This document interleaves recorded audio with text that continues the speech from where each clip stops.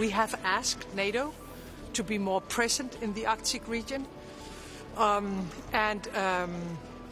think everybody in NATO agrees about that, the Arctic states, but also other member states, that we need a permanent presence from NATO in the Arctic region, including around Greenland.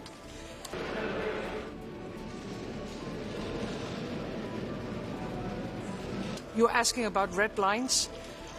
We have them. Of course, I think it's clear for everybody that we are a sovereign state, and we cannot negotiate about that.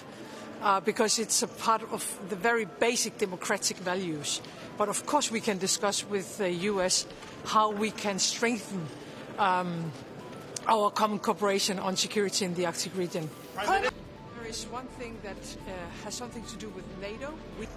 When Europe is not divided, when we stand together, and when we are clear and strong, also in our willingness to stand up for ourselves, then the results will show.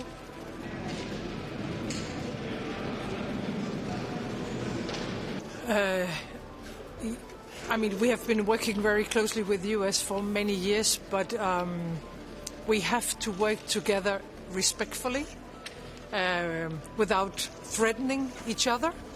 Therefore, I, of course, hope to find a political solution within the framework of democracy and how we cooperate as allies. Prime Minister,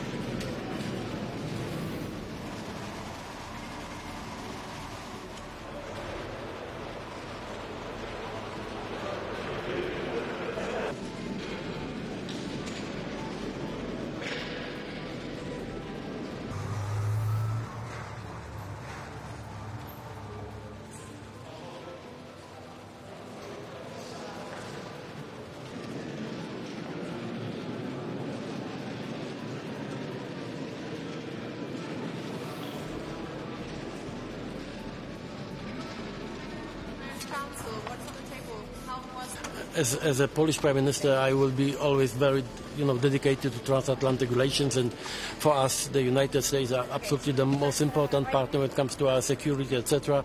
And we always accepted leadership of the United States.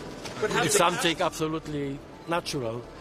But and this is why it is so important for all of us, also for our partners in Washington, to understand the difference between domination and leadership.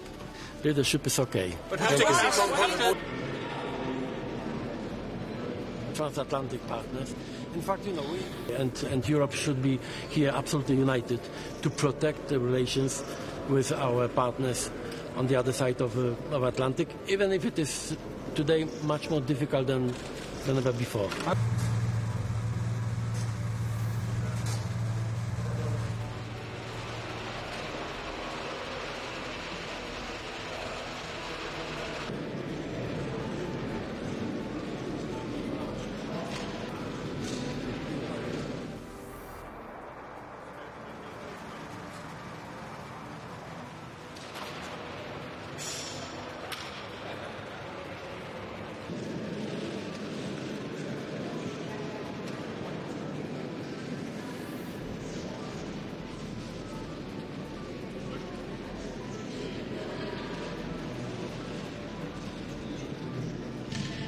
There is an issue in terms of the fundamental point about the United Nations being the key arbiter for peace in the world and conflict resolution, and obviously we're aligned to the UN. So it's much different proposition to the one originally envisaged by the UN resolution, but we will seek further clarification.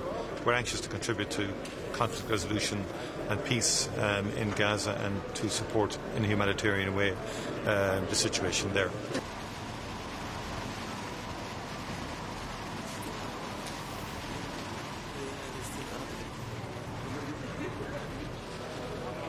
Situation, but I welcome the developments of yesterday and first of all the announcement by President Trump that force would not be used in respect of Greenland, and secondly that the threat of tariffs on certain EU member states were to be lifted, but more importantly then that a framework had been agreed in which the situation in terms of security in the Arctic and Greenland would be discussed. There is an existing treaty between Denmark and the US, and clearly that provides a framework to enable discussions to take place. And I think